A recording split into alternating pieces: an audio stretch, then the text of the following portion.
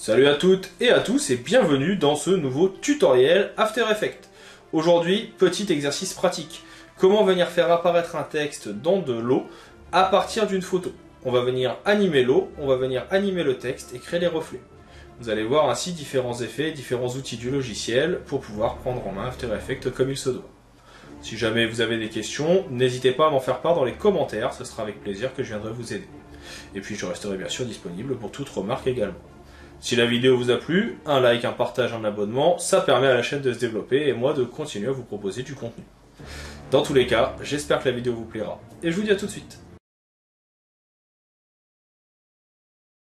Pour le prochain exercice, je vous propose de venir créer sur une photographie, que je suis actuellement en train de vous mettre à l'écran, eh bien un effet d'eau qui va être en mouvement. Et en plus de ça, de faire apparaître et disparaître un texte dans cette eau. Vous allez voir que ce n'est pas très compliqué, ça demande quelques outils du logiciel, mais on va voir ça ensemble. On commence par intégrer ici notre photo, on va même pouvoir venir la bloquer, maintenant elle ne bougera plus. Je lui mets un petit cadenas et on laisse ça comme ça. À côté de ça, on va venir créer un nouveau calque. Ce calque, on va venir faire ici tout simplement un nouveau solide. Peu importe la couleur, c'est ce qui nous permettra de venir travailler efficacement au fur et à mesure de notre formation et de notre exercice. On va venir y ajouter différents effets et le premier d'entre eux, c'est un effet dit de fractal. Donc c'est du bruit fractal que vous avez dans bruit et grain. Je l'ai retrouvé ici dans les effets. Je fais glisser. Ça permet d'avoir une sorte d'effet de nuage. Cet effet de nuage, on va le laisser ici comme il est. Par contre, je vais aller dans transformation. Enlever l'échelle uniforme et mettre ici la hauteur à 10. Ce qui permet ici d'avoir un effet un petit peu de vague, justement. En plus de ça, on a ici une partie évolution qui va permettre de créer du mouvement. On ne va pas y toucher ici, mais on va utiliser ce qu'on appelle une expression. Vous connaissez certainement le principe. C'est quelque chose qui va permettre d'automatiser des actions. Je ne suis pas un énorme spécialiste des expressions. J'en connais quelques-unes, dont celles que l'on va voir. Et ensuite, en général, j'utilise beaucoup Internet pour les retrouver. Nous, ce qu'on va venir modifier avec les expressions, c'est évolution.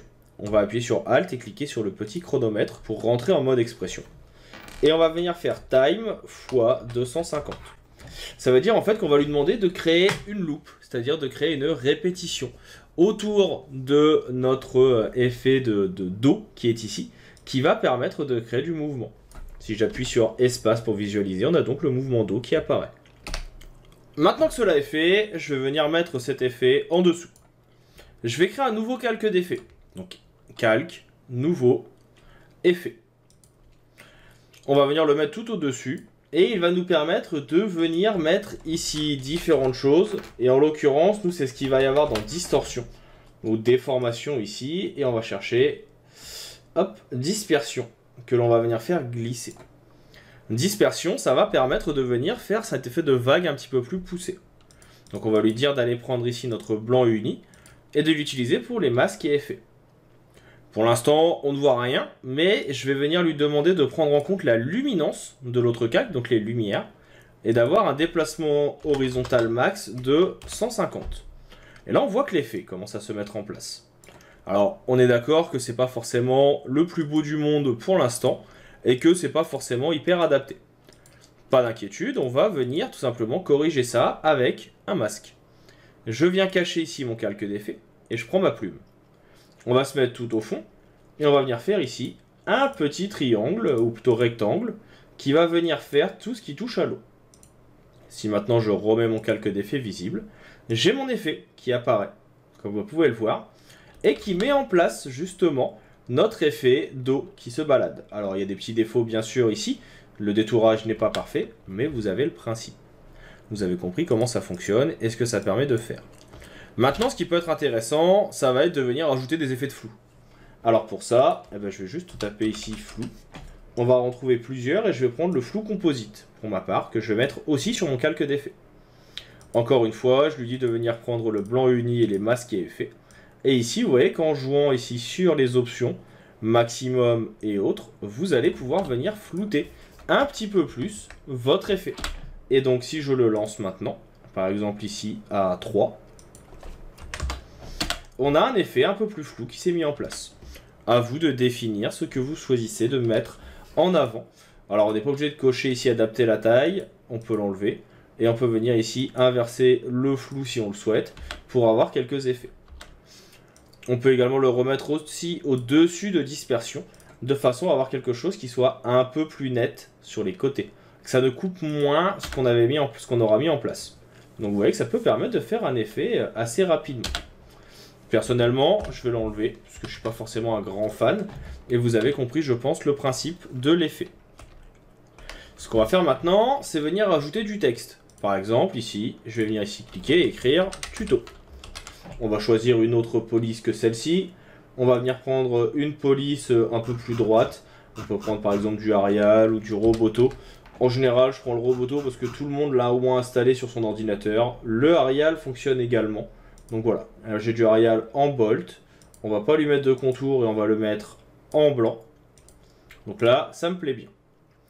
Une fois qu'on a fait ça, ce tuto ici, qui est tout au-dessus, on va vouloir en fait qu'il vienne s'incruster dans le fond et ressorte de l'eau par la suite. Plusieurs petites choses à mettre en place pour ça. Déjà, je vais commencer par utiliser un flou de miroir. Il y a plusieurs options, mais là, si vous tapez miroir déformation et que vous le faites glisser sur votre texte, vous allez avoir la possibilité en dessous d'avoir votre texte qui apparaît en miroir. Pour ça, on va le mettre ici sur un angle de 90. Et vous avez ici un petit viseur. Et ce viseur, en fait, je vais le mettre en bas, ici, au centre. Et ça va permettre d'avoir mon tuto qui apparaisse dans l'autre sens, en reflet.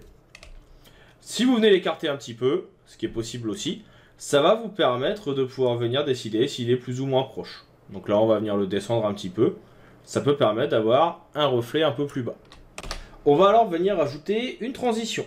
On va chercher dans les effets transition et volet linéaire sur notre texte. Alors attention, visez bien le texte, faites pas la même erreur que je viens de faire, et sinon vous le faites glisser directement ici. Il va permettre tout simplement, lorsque l'on va venir l'augmenter, de venir faire disparaître des éléments. Et nous, ce qu'on veut ici, c'est qu'il va faire disparaître des éléments vers le bas. Donc ici, je vais venir remettre à 0, et vous voyez, je peux venir donc rendre invisible, et en augmentant le contour progressif, avoir une transition un petit peu plus douce. Ce qui est toujours utile, autant en profiter.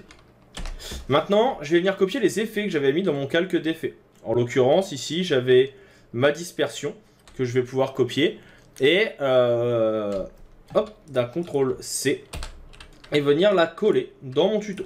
Je la colle en dessous, vous voyez que ça permet d'avoir ici la dispersion également. Si je viens ouvrir maintenant dans Tuto, les effets et dispersion, on va avoir plusieurs possibilités.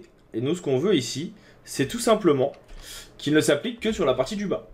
Pour ce faire, je vais ajouter un masque, ici, qu'on va venir mettre sur notre forme. Ensuite, je vais appuyer ici sur Option de composition et mettre masque 1. Et en haut, on va venir inverser pour que le dessous reste ici flou et ici qu'il soit net. On va maintenant pouvoir rajouter des effets à notre texte. Par exemple, ici, on va pouvoir ajouter des lueurs. Donc là, je vais aller chercher des lueurs créatives. On peut utiliser des plugins, on peut utiliser pas mal de choses pour venir ajouter à notre texte un peu plus d'effets. Par exemple, ici, vous avez donc lueur diffuse qui va permettre de créer un effet de lueur en augmentant le rayon, en jouant sur le seuil et sur l'intensité autour de notre objet. Ça permettra d'avoir des choses qui peuvent être assez intéressantes. Il faut tester les différentes parties pour avoir quelque chose qui ressorte. Mais là, on voit tout de suite que ça permet de faire ce petit effet de lueur un peu sympa. Il y a d'autres options, il y a des plugins qui existent. À vous de les tester. Je vous montre que un exemple ici. Et maintenant, ce qu'il faut, c'est juste venir déplacer notre texte.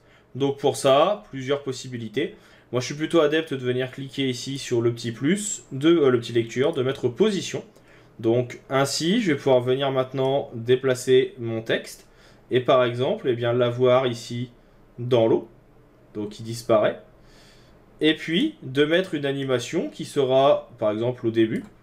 D'attendre quelques secondes que le sol ou l'eau bouge. Mettre une position. Avancer de quelques secondes. Et puis ici, venir remonter le tout. Et on aura alors notre effet qui se met en place dans notre composition. À 3 secondes, je vais appuyer sur N pour arrêter l'animation. Et là, si je lance, eh bien, j'ai donc mon animation qui se met en place.